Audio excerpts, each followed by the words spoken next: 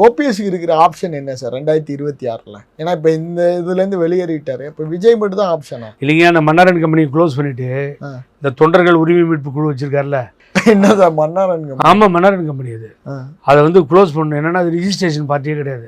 அது என்னங்க போய் அது ஒரு கம்பெனி மாதிரி தானே. அது ரிஜிஸ்டர் ஆகாமல் பேர் வச்சுக்கிட்டா என்ன மன்னாரன் கம்பெனி தானே. அது அதை வந்து க்ளோஸ் பண்ணிட்டு ஊர் ஊராக போக வேண்டியதான். ஏடிஎம்கே கொடியோடு போகணும், வேட்டி கட்டிட்டு போகணும். இந்த ட்ராமெல்லாம் பண்ணக்கூடாது வேட்டி கட்டாமல்.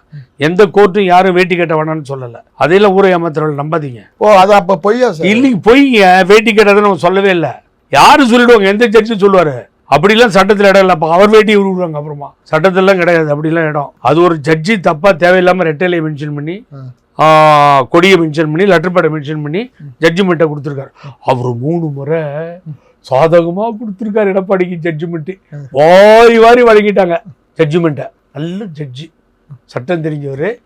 15ல் எலெக்ஷன் கமிஷனில் இருக்கிற ரெட்டையிலை விஷயத்தில் போய் தலையை போடுறாரு.